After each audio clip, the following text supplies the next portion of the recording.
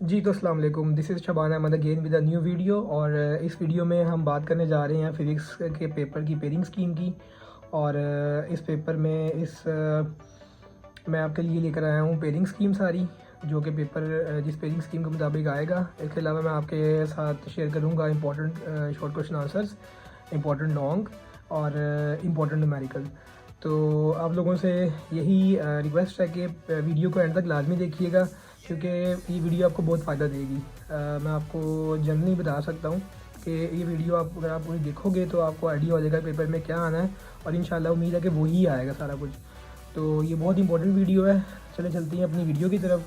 तो सबसे पहले पेयरिंग स्कीम के बारे में बात करता हूँ। तो पेयरिंग स्कीम में आपको पता है कि मेरे पास यहाँ पे फर्स्ट क्वेश्चन जो हमें आता है वो MCQs का आता है, और यहाँ पर 12 MCQs हमें आएंगे। और इसी तरह से आप देख सकते हैं कि चैप्टर 1 में से एक MCQ आएगा, चैप्टर 2 में से आपके पास एक MCQ है, अगेन चैप्टर 3 में से आपके पास 2 MCQs हैं, 4 में से आपके पास एक MCQ है, 5 में से भी एक MCQ है, और चैप्टर नंबर 6 में से आपको 2 MCQs आएंगे, 7 में से एक आएगा, 8 में से 2 MCQs आएंगे, 9 में से एक MCQ आएगा। और या इस तरह से आपके जो MCQs हैं इसकी पेयरिंग बनी हुई है इस दफ़ा की 2025 की। और नेक्स्ट मेरे पास जो है वो शॉर्ट क्वेश्चन आंसर्स की डिवीजन है और इसकी पेयरिंग स्कीम है। तो चलो चलते हैं शॉर्ट क्वेश्चन आंसर्स की डिवीजन की तरफ और पेयरिंग स्कीम की तरफ।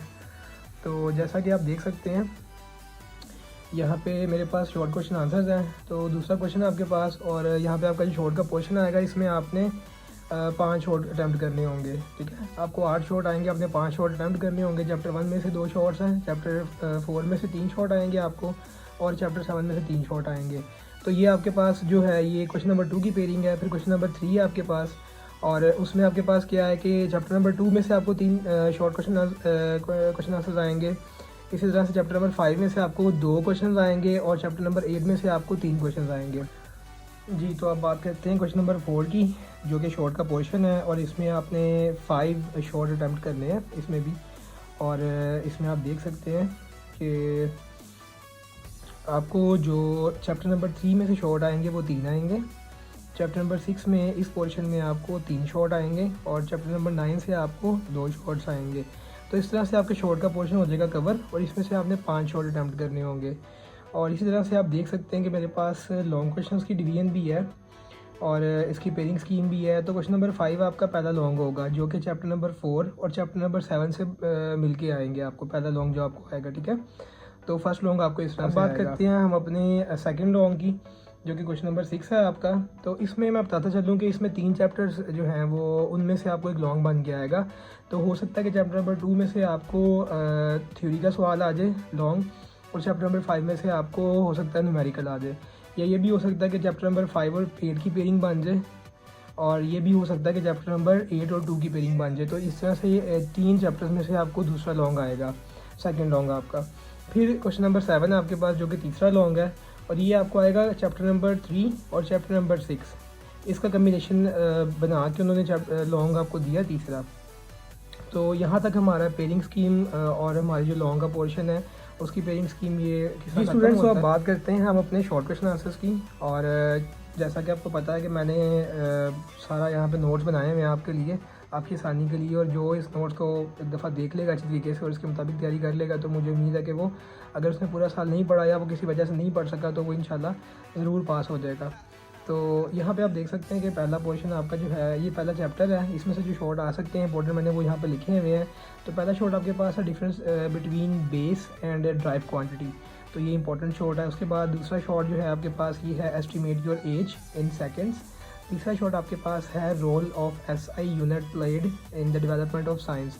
तो SI यूनिट ने डेवलपमेंट ऑफ साइंस मतलब साइंस की डेवलपमेंट में क्या रोल अदा किया है, क्या रोल प्ले किया है, तो हमने उसके मुताबिक या उसके बारे में लिखना है। इसी तरह से वर्नियर कांस्टेंट है आपके पास। फिर 5वां शॉर्ट आपके पास है स्टॉप वॉच का। स्टॉप वॉच के बारे में आपने बताना है कि इसका लीस्ट काउंट क्या होता है और ये किस तरह से काम करती है और ये क्या होती है। फिर सिग्निफिकेंट फिगर्स आपके पास आ जाते हैं, ये शॉर्ट आपको आएगा। फिर वर्नियर कैलिपर का शॉर्ट आएगा, स्क्रू गेज का शॉर्ट आएगा, और फंक्शन ऑफ फिजिकल बैलेंस का आपको शॉर्ट आएगा, जो कि 9वां शॉर्ट है आपका मेरे पास है यूनिट नंबर 2। और इसमें आप देख सकते हैं कि पहला शॉर्ट जो आपके पास है वो है क्या ना, body moving at constant speed have acceleration. Second से भी इसके अलावा डेफिनेशंस आ जाती हैं जो कि स्पीड की है, वेलोसिटी की है, एक्सेलरेशन की है और पोजीशन की डेफिनेशन है जो आपने याद करके जानी है। और डेफिनेशन में मैं आपको बता दूं कि खाली डेफिनेशन याद नहीं करनी, आपने इसका ऐसा यूनिट लाजमी याद करना है, इसको डिनोट किससे करते हैं ये भी आपने याद करके जाना है। जब आप ये तीनों चीज़ें लिखेंगे तो तब ही आपको 2 नंबर पूरे मिलेंगे, अदरवाइज़ आपको 2 नंबर नहीं मिलेंगे। खाली डेफिनेशन लिखने के आपको 2 नंबर नहीं मिलेंगे। तो बराए मेहरबानी आप यूनिट इसका और साथ इसको डिनोट किससे करते हैं ये लाजमी याद करके जाइएगा। और हाँ, हो सके तो ये भी ऐड कर लीजिएगा कि ये कौन सी क्वांटिटी है, either it's a scalar quantity और इट्स वेक्टर क्वांटिटी। जैसे कि मैं स्पीड की बात करूँ तो स्पीड आपके पास क्या होती है, ये होती है आपके पास स्केलर क्वांटिटी। और अगर मैं वेलोसिटी की बात करूँ तो वेलोसिटी आपके पास होती है वेक्टर क्वांटिटी। तो डिफरेंस बता देता हूँ इसका, ताकि इन्फॉर्मेशन में भी इजाफा हो जाएगा। स्केलर क्वांटिटी ऐसी क्वांटिटी होती है कि जिसके पास डायरेक्शन नहीं होती, लेकिन on the other hand velocity के पास सेम चीज़ें स्केलर वाली होती हैं, लेकिन इसके पास एक एडिशनल चीज़ होती है वेक्टर क्वांटिटी के पास, जो कि डायरेक्शन होती है। तो ये बेसिक डिफरेंस होता है स्केलर क्वांटिटी का और वेक्टर क्वांटिटी का। इसी तरह से आगे बात करते हैं फोर्थ शॉर्ट की, तो वो है difference between distance and displacement. तो ये भी बहुत इंपॉर्टेंट शॉर्ट है, ठीक है। और डिस्टेंस और डिस्प्लेसमेंट में डिफरेंस यही होता है कि डिस्टेंस जो है वो है स्केलर क्वांटिटी और डिस्प्लेसमेंट जो है वो वेक्टर क्वांटिटी है। क्योंकि डिस्टेंस आप कवर करते हो बट आपके पास उसमें डायरेक्शन नहीं होती। और ऑन द अदर हैंड अगर हम डिस्प्लेसमेंट की बात करें तो डिस्प्लेसमेंट में आपके पास डायरेक्शन होती है, फासला आप उसमें भी कवर करते हो लेकिन आपके पास उसमें डायरेक्शन होती है। तो ये डिफरेंस है इसका। उसके बाद why vector quantities can not be added and subtracted like scalar quantities, ये आपके पास फिफ्थ शॉर्ट है। फिर 6 इसमें जो इंपॉर्टेंट शॉर्ट है वो है differentiate between uniform acceleration and uniform velocity. तो इसमें आपने डिफरेंस बताना है, और डिफरेंस के लिए मैं आपको बता दूं कि आपने सेंटर में लाइन लगानी है और फिर आपने दोनों तरफ डिफरेंस बताना है, ठीक है। फिर आपके पास 7 शॉर्ट जो है वो है difference between scalar and vector. तो ये मैंने भी पीछे बात की है कि स्केलर क्या होता है, वेक्टर क्या होता है। फिर आपके पास रेस्ट और मोशन है, ट्रांसलेटरी मोशन है, लीनियर मोशन है, रैंडम मोशन है, circular, rotatory and vibratory motion. तो इसकी डेफिनेशन आपने याद करके जानी है, इनकी एग्जांपल्स भी याद करनी है, बहुत इंपॉर्टेंट है। खाली डेफिनेशन इनफ नहीं होती, एग्जांपल लाजमी होती है। या उसका यूनिट लिख के आएँ, या वो कौन सी क्वांटिटी है ये लिख कर आएँ, डिनोट किससे करते हैं या ये लिख दें साथ, या इसके बारे में कोई एग्जांपल दिया करें ताकि आपको 2 नंबर पूरे मिल सकें डेफिनेशन के साथ। और अगर मैं बात करूँ इस सवाल की, 8वें सवाल की, जिसमें मोशंस की टाइप लिखी हुई है, तो ये आपको लॉन्ग में भी आ सकता है। तो इसको आप लॉन्ग के लिए तैयार कर लीजिएगा, शॉर्ट अपने आप कवर हो जाएगा, ठीक है। फिर मैं बात करता हूँ, मेरे पास लास्ट आ जाता है ग्रेविटेशनल एक्सेलरेशन। यूनिट नंबर 3 में मैंने जो इंपॉर्टेंट हैं मैंने वो लिख दिए हैं सारे, आप बराए मेहरबानी के याद कीजिएगा। तो इंशाल्लाह मुझे उम्मीद है कि आपका पेपर सारा तैयार हो जाएगा। जो मैंने यहाँ पर लिखा हुआ है इसको अगर आप कर लोगे तो आप फिज़िक्स में बआसानी पास हो सकते हो ईजीली। तो फर्स्ट ऑफ ऑल डेफिनेशन है यहाँ पे, इनर्शिया की है, मोमेंटम की है, फोर्स है, फोर्स ऑफ फ्रिक्शन है, centripetal force and centrifugal force. इनकी डेफिनेशन करके जानी है। अगेन फिर वही बात करूँगा कि खाली डेफिनेशन नहीं करनी, कुछ ना कुछ साथ ऐड ऑन करना है, ठीक है। फिर law of inertia second question है आपके पास। फिर आपके पास थर्ड क्वेश्चन है, why is it dangerous to move on the roof of a bus. Fourth question आपके पास है law of conservation of momentum का। और फिफ्थ आपके पास है न्यूटन्स का फर्स्ट लॉ। और सिक्स क्वेश्चन आपके पास है न्यूटन्स थर्ड लॉ, आपने इसको एक्सप्लेन करना है शॉर्ट में। और इस तरह से आपके पास 7 क्वेश्चन है, when gun is fired it's recoil why. इसी तरह से आपके पास 8 क्वेश्चन है, 2 वेज ऑफ रिड्यूस फ्रिक्शन। आपने फ्रिक्शन को रिड्यूस करने के 2 तरीके लिखने हैं, वो क्या हो सकते हैं। तो बहुत ईजी है, आपने इसके बारे में लिखना है। फिर आपके पास 9th जो शॉर्ट है वो है differentiate between mass and weight. Mass और वेट के दरमियान आपने फ़र्क बताना है। फिर आपके पास है friction and force of limiting friction. आपने ये 2 बेसिकली शॉर्ट हैं, फ्रिक्शन का और फोर्स ऑफ लिमिटिंग फ्रिक्शन, तो आपने इसके बारे में लिखना है। फिर आपके पास आ जाता है डिफाइन कोफिशिएंट ऑफ फ्रिक्शन, ये एक अलग से शॉर्ट है, आपने इसको रेडी करना है, ठीक है। फिर आपके पास है think of a body which is at rest but not in equilibrium. Last जो मैंने शॉर्ट लिखा हुआ है वो 13 शॉर्ट है यूनिट नंबर 3 का, जो कि है describe 2 situations where force of friction is needed. 2 ऐसी सिचुएशन बनानी है आपने जहाँ पे हमें फोर्स ऑफ फ्रिक्शन की ज़रूरत होती है। तो ये भी बहुत आसान है, किसी चीज़ को रोकने के लिए आपको फोर्स ऑफ फ्रिक्शन चाहिए, ठीक है। क्योंकि अगर आप ब्रेक नहीं लगाओगे फ्रिक्शन पैदा नहीं होगी, कोई चीज़ रुकेगी नहीं। अगर मैं व्हीकल की बात करूँ तो इसी तरह से आपने 2 चीज़ें लिखनी है इसके बारे में। फिर आ जाते हैं यूनिट नंबर 4 की तरफ। तो यूनिट नंबर 4 में आपके पास जो पहला है शॉर्ट वो है, ये डेफिनेशन है बेसिकली ये, जो कि आपने डेफिनेशन याद करनी है। रिजल्टेंट वेक्टर की करनी है, टॉर्क है, उसके बाद centre of mass of gravity, उसके बाद आपके पास है सेंटर ऑफ ग्रेविटी, फिर आपके पास है like and unlike parallel forces, couple की डेफिनेशन है, मूवमेंट आर्म है, stable, unstable and neutral equilibrium. तो ये तीनों अलग अलग डेफिनेशन है, हमने इनके बारे में लिखना है और याद करना है, ठीक है। तो इनमें से आपको डेफिनेशन आ सकती हैं, इंपॉर्टेंट है। उसके बाद दूसरा सवाल आपके पास है कि how head and tail rule helps to find resultant forces, तो आपने इसके बारे में बताना है। थर्ड आपके पास है when a body is said to be in equilibrium, कोई भी बॉडी कब इक्विलिब्रियम में आती है या हम कब कहते हैं कि ये इक्विलिब्रियम में है, तो आपने इसके बारे में बताना है, ठीक है। उसके बाद आ जाते हैं explain first condition of equilibrium, आपने इक्विलिब्रियम की फर्स्ट कंडीशन बतानी है। फिर सेकंड कंडीशन ऑफ इक्विलिब्रियम है वो भी आपने बतानी है। तो ये दो भी बहुत इंपॉर्टेंट शॉर्ट क्वेश्चन आंसर है जो कि आपने लाजमी तौर पर करने हैं। फिर आपके पास आ जाता है 6 क्वेश्चन जो कि है give example of a moving body which is in equilibrium, ऐसी मिसाल दें किसी मूविंग बॉडी की जो कि मूव भी कर रही है और इक्विलिब्रियम में भी है, तो आपने इसके बारे में बताना है, इंपॉर्टेंट शॉर्ट है ये भी। फिर आप आ जाते हैं अपने 7 शॉर्ट पे जो कि है differentiate between clockwise and anti clockwise movement.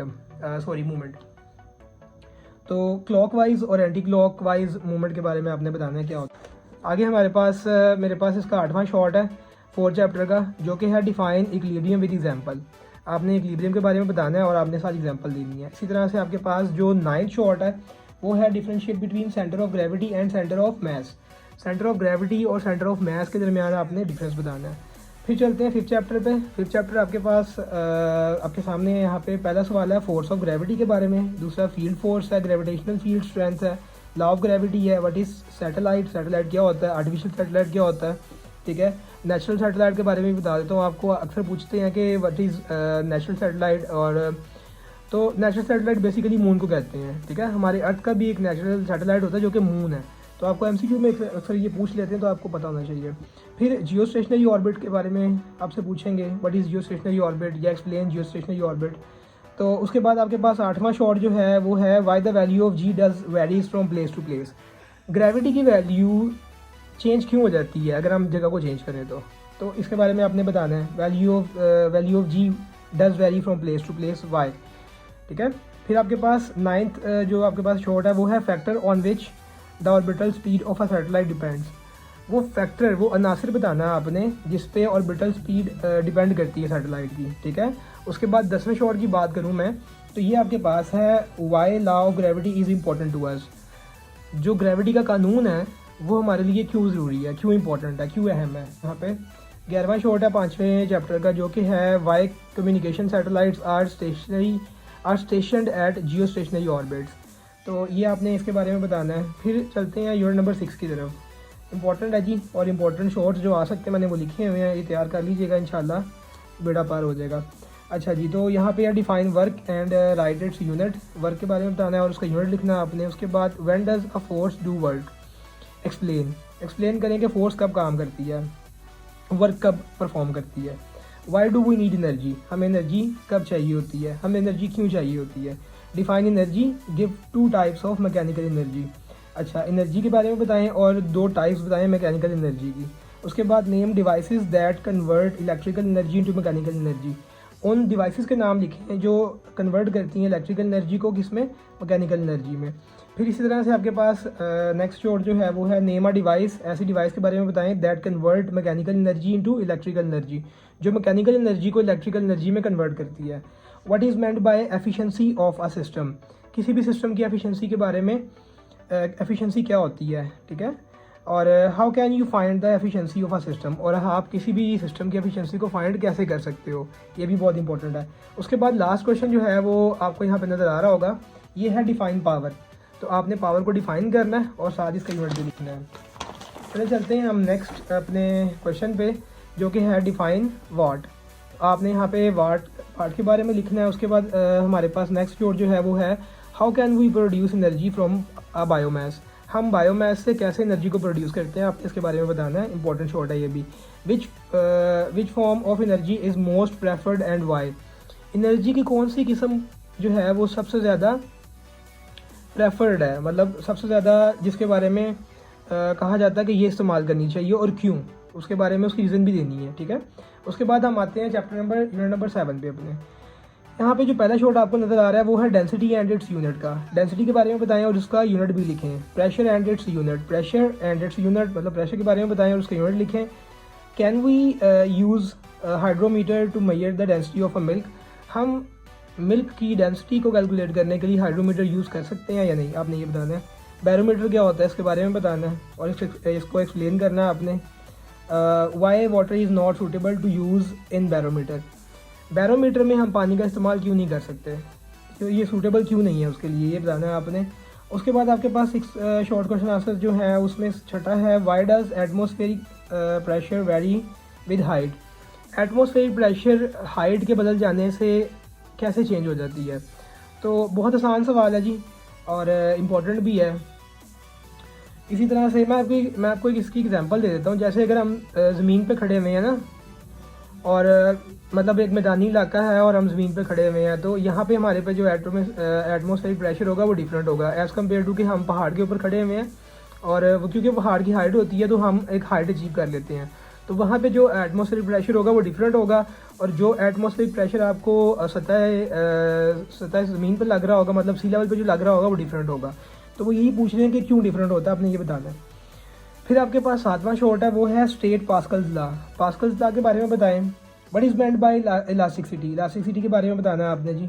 उसके बाद 9वां क्वेश्चन आपके पास है state Archimedes principle, what is upthrust, ये 10th क्वेश्चन आपके पास। यहाँ पे 11th क्वेश्चन आपके पास जो है वो है एक्सप्लेन प्रिंसिपल ऑफ फ्लोटेशन, आपने इसकी वजाहत करनी है। What is Hooke's law, what is meant bye elastic limit, तो ये 12th क्वेश्चन है। और 13th क्वेश्चन हमारे पास है differentiate between strain and tensile strain, strain क्या होता है और टेंसिल स्ट्रेन क्या होता है, इसके बारे में इन दोनों में आपने फ़र्क बताना है। फिर हम चलते हैं यूनिट नंबर 8 की तरफ, ठीक है। तो यूनिट नंबर 8 जो है वो हमारे पास है why does heat flow from hot body to cold body, ये फर्स्ट क्वेश्चन है। सेकंड क्वेश्चन है define heat and temperature. Third आपके पास है व्हाट इज़ थर्मोमीटर। फोर्थ आपके पास है डिफाइन स्पेसिफिक हीट कैपेसिटी। फिर फिफ्थ आपके पास है लैटिन हीट ऑफ फ्यूजन। और 6 आपके पास है what is meant by vaporization. 7th आपके पास है what is meant by evaporation. 8th question है what is bimetal strip and what are its uses. और 9th क्वेश्चन आपके पास है heat capacity. Convert temperature from Celsius to Kelvin, तो आपने सेल्सियस से केल्विन में टेम्परेचर को कन्वर्ट करना है। फिर टेम्परेचर फ्रॉम, ये भी कन्वर्जन ही है, ठीक है। Convert temperature from Kelvin to Celsius, और इसी तरह से फ़ारेनहाइट को सेल्सियस में और सेल्सियस को फ़ारेनहाइट में कैसे कन्वर्ट करते हैं, आपने ये भी तैयार करके जाना है जी। तो फिर आगे चलते हैं नेक्स्ट अपने यूनिट नंबर 9 की तरफ, और इसमें मेरे पास जो क्वेश्चन आंसर्स हैं वो ये सामने लिखे हुए हैं। Why metals are good conductor of heat, metals heat की अच्छी कंडक्टर क्यों होती हैं, मतलब हीट को अब्जॉर्ब क्यों करती हैं। आप गर्म करें मेटल को, लोहे को गर्म कर लें तो वो फ़ौरन गर्म हो जाता है, क्यों होता है ऐसा। उसके बाद why conduction of heat does not take place in gases, ठीक है। फिर आपने थर्ड शॉर्ट के बारे में बताना है जो कि है what is meant bye convection current. Convection current क्या होता है, कन्वेक्शन करंट क्या होता है और इसके बारे में आपने एक्सप्लेन करना है। How does heat reaches us from sun, heat हम तक कैसे पहुंचती है सूरज से जी, ये बताना है आपने। What is green house effect, green house effect क्या होता है। Define conduction, define convection. तो ये आपके पास 6वां और 7वां सवाल है जो कि आपको बताना है। और 8वां सवाल आपके पास है डिफाइन रेडिएशन, रेडिएशन क्या होती है इसकी वजाहत करनी है, इसको एक्सप्लेन करना है। और नेक्स्ट आपके पास जो पोर्शन है वो है लॉन्ग का, इंपॉर्टेंट लॉन्ग का। जो इंपॉर्टेंट लॉन्ग आपको आ सकते हैं और जो आ भी रहे हैं, पास पेपर्स में भी आ रहे हैं और बहुत इंपॉर्टेंट है, मैंने वो सारे लिखे हुए हैं, तो आप वो सारे तैयार कर लीजिएगा, इंशाल्लाह हम कामयाब हो जाएंगे। अब हमारे पास यूनिट नंबर 2 है, क्योंकि आपको पता है कि फर्स्ट चैप्टर में से कोई लॉन्ग नहीं आता, उसमें से शॉर्ट्स ही आते हैं, तो इसीलिए मैंने उसमें से कुछ लिखा भी नहीं है। तो हमारे पास यहाँ पे चैप्टर नंबर 2 है, उसमें हमारे पास फर्स्ट ऑफ ऑल जो 3 शॉर्ट हैं वो हैं जो आपके पास इक्वेशन ऑफ मोशंस है, ठीक है। तो फर्स्ट इक्वेशन ऑफ मोशन आपके पास है v f is equals to v i plus a t, final velocity is equals to initial velocity plus acceleration multiply by time. इसी तरह से सेकंड इक्वेशन ऑफ मोशन है और थर्ड इक्वेशन ऑफ मोशन है, ये तीनों बहुत इंपॉर्टेंट है। अच्छा, फर्स्ट का चांस कम है, सेकंड और थर्ड का चांस ज़्यादा है लॉन्ग में आने का, तो इन दोनों को अच्छे तरीके से कीजिएगा, लेकिन छोड़नी है आपने पहली भी नहीं है, पहली भी करके जानी है, आ सकती है पेपर में। और अगर लॉन्ग में नहीं आएगी तो बहुत पॉसिबिलिटी है कि शॉर्ट में आ जाएगी, तो आपने शॉर्ट के लिए भी रेडी करके जानी है। इसी तरह से आपके पास अगला सवाल जो है और जो लास्ट क्वेश्चन है सेकंड चैप्टर में से, वो टाइप्स ऑफ मोशन है जो कि आपने करके जाने हैं। और इसका मैंने आपको शॉर्ट में भी बता दिया है कि शॉर्ट में टाइप्स लिखी हुई है मोशन की, तो अगर आप लॉन्ग में तैयार कर लेंगे तो शॉर्ट भी कवर हो जाएगा आपका। फिर चलते हैं यूनिट नंबर 3 की तरफ। यूनिट नंबर 3 में हमारे पास जो इंपॉर्टेंट लॉन्ग है वो Newton second law of motion है। पहला लॉन्ग आपके पास ये बहुत इंपॉर्टेंट है यूनिट नंबर 3 में। दूसरा लॉन्ग जो है वो law of conservation of momentum है, और तीसरा लॉन्ग आपके पास है फोर्स एंड द मोमेंटम, तो ये भी आपको लॉन्ग में आ सकता है, आपने तैयार करके जाना है। फिर बात करते हैं चैप्टर नंबर 4 की। इसमें आपके पास पहला लॉन्ग जो है सॉरी वो है रेजोल्यूशन ऑफ फोर्स। दूसरा लॉन्ग आपके पास है determine force from its perpendicular component. और तीसरा लॉन्ग जो आपके पास है वो है कंडीशंस ऑफ इक्विलिब्रियम की जो कंडीशंस हैं वो आपने करके जानी है, वो लॉन्ग में आ सकती हैं दोनों कंडीशंस तीनों। इसी तरह से आपके पास यूनिट नंबर 5 है, और यूनिट नंबर 5 में आप देख सकते हैं कि मेरे पास यहाँ पे पहला लॉन्ग जो है वो है लॉ ऑफ ग्रेविटेशन, दूसरा लॉन्ग है मास ऑफ द अर्थ, और तीसरा लॉन्ग मेरे पास है motion of artificial satellite. Let's move towards chapter number 6। और यहाँ पे जो पहला लॉन्ग आपको दिखाई दे रहा है वो काइनेटिक एनर्जी है। आपने इसको एक्सप्लेन करना है और इसकी आपने इसको ड्राइव भी करना है, इसके रिलेशन को। बहुत इंपॉर्टेंट लॉन्ग है ये, काइनेटिक एनर्जी और पोटेंशियल एनर्जी दोनों बहुत इंपॉर्टेंट लॉन्ग है। फिर आपके पास है forms of energy, important long है, करके जाना लाजमी है आपने। फिर आपके पास चौथा लॉन्ग है जी मेजर सोर्स ऑफ एनर्जी, ये भी करके जाना है, और रीन्यूएबल सोर्स ऑफ एनर्जी ये भी करके जाना है। लेकिन ये पहले 3 लॉन्ग तो बहुत इंपॉर्टेंट है, इनको आपने बिल्कुल नहीं छोड़ना है, पहले 3 लॉन्ग आपने लाजमी करके जाने हैं। और इन तीनों में से भी ये 2 बहुत इंपॉर्टेंट है, kinetic energy and potential energy बहुत इंपॉर्टेंट है, लाजमी करके जाने हैं। 7 चैप्टर की बात करूँ तो यहाँ पे मेरे पास आया था Pascal's law and its application. Pascal's law बताना है और इसके इस्तेमाल कहाँ कहाँ पे होते हैं, एप्लीकेशंस इसकी क्या है वो बतानी है आपने। आर्किमिडीज प्रिंसिपल है दूसरा आपके पास लॉन्ग, और तीसरा लॉन्ग है यंग्स मॉड्यूलस। तो 8 चैप्टर में मेरे पास यहाँ पे जो लॉन्ग लिखे हैं वो आपके सामने है। What is meant by evaporation, on what factors the evaporation of a liquid depends. तो आपने इवेपोरेशन के बारे में बताना है, और आपने ये भी बताना है कि ऐसे कौन से अनासिर हैं जिन पे इवेपोरेशन किसी भी लिक्विड की मुनहसर है, इन्हिसार करती है या डिपेंडेंट है, ठीक है। और आपके पास जो आगे लॉन्ग्स हैं वो है थर्मल एक्सपेंशन ऑफ सॉलिड, ये एक लॉन्ग है, थर्मल एक्सपेंशन ऑफ लिक्विड ये दूसरा लॉन्ग है, और तीसरा लॉन्ग आपके पास है थर्मल एक्सपेंशन ऑफ वॉल्यूम। तो ये 4 लॉन्ग है इंपॉर्टेंट 8 चैप्टर में से, आपने लाजमी करके जाने हैं। फिर अगर मैं बात करूँ 9 चैप्टर की, तो आपके पास यहाँ पे जो पहला लॉन्ग है वो है what is green house effect. Green house effect क्या होता है, explain the impact of green house effect in global warming. और ग्रीन हाउस इफेक्ट का ग्लोबल वार्मिंग पे क्या इम्पैक्ट पड़ता है, क्या इफेक्ट होता है, क्या असर होता है, आपने ये भी लॉन्ग तैयार करके जाना है। फिर आपके पास तीसरा लॉन्ग है इमिशन एंड एब्जॉर्प्शन का, ये भी आपने तैयार करके जाना है। Thermal conductivity and it's factor ये चौथा लॉन्ग है आपके पास। तो फर्स्ट चैप्टर की बात करूँ तो इसमें से शॉर्ट में आपको न्यूमेरिकल आ सकता है, आपने करके जाना है। और यहाँ पे मेरे पास एग्जांपल्स में से है 1.4 आपने करके जाना है न्यूमेरिकल, और एक्सरसाइज में से आपने 1.3, 1.7, 1.8 एंड 1.10 आपने ये करके जानी है। ये शॉर्ट में आपको आ सकते हैं, बहुत चांस है। फिर सेकंड चैप्टर की बात करता हूँ तो एक्सरसाइज में से आपने करके जाना है 2.2, 2.3, 2.4, 2.6 और 2.8, और एग्जांपल्स में से आपने करना है 2.3, 2.14 एंड 15। ये इंपॉर्टेंट है, आपने करके जानी है। थर्ड चैप्टर के न्यूमेरिकल्स बहुत इंपॉर्टेंट है, लाजमी करने हैं, छोड़ने नहीं है। बस एक्सरसाइज में से जो न्यूमेरिकल्स हैं वो 3.4 है, 3.5 है, 3.8, 3.9 एंड 3.10, और एग्जांपल्स में से जो है वो 3.2 है, 3.6 है, आपने लाजमी तौर पे करके जानी है। फिर बात करते हैं चैप्टर नंबर 4 की, इसमें से कौन से न्यूमेरिकल्स आ सकते हैं। तो मैं बताता चलूँ आपको कि एक्सरसाइज में से आपको 4.2, 4.3, 4.4, 5 और 6 ये आ गया, वो ये आ सकता है, इंपॉर्टेंट है। और एग्जांपल्स में से बात करूँ तो 4.3 है, दीज आर वेरी इंपॉर्टेंट। और उसके बाद यूनिट नंबर 5, इसमें आपके पास एक्सरसाइज में से 5.2 है, 5.3, 5.5, 5.8 एंड 5.9, और एग्जांपल की बात करूँ तो 5.7 है आपके पास इंपॉर्टेंट।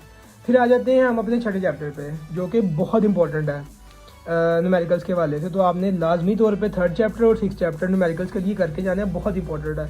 अच्छा जी, इसमें एक्सरसाइज में मेरे पास जो आ रहा है वो 6.2 है, 6.3 है, 6.4 है, 6.5, 6.6 एंड 6.9। तो ये न्यूमेरिकल्स आपके एक्सरसाइज में से इंपॉर्टेंट है, और एग्जांपल्स में से आपने जो करने हैं वो 6.2, 6.3, 6.4, 5, 6 एंड 7। तो गाइज़ ये आपके पास जो मेरे पास डिटेल्स थी और जो मेरे एनालिसिस थे, मैंने उसके मुताबिक सारा जो इम्पोर्टेंट पेपर है मैंने वो लिख दिया। गेस्ट पेपर समझ लें आप, और अगर आप ये तैयार कर लेंगे तो मुझे उम्मीद है कि आप इंशाल्लाह कामयाब ज़रूर होंगे। और इसी के साथ मेरी वीडियो ख़त्म होती है। काइंडली वीडियो पसंद आए तो उसको लाइक करें, सब्सक्राइब करें, शेयर करें। और अगर आपने कोई चीज़ पूछनी हो या वीडियो में आपको कोई चीज़ समझ ना आए तो कमेंट सेक्शन में लाजमी मेंशन करें। मैं इंशाल्लाह उम्मीद करता हूँ कि मैं लाजमी आपकी तमाम सवालात का जवाब दूँगा। और इसी के साथ मेरी ये वीडियो का अख्ताम होता है। अपना ख्याल रखिएगा। अल्लाह हाफ़िज़।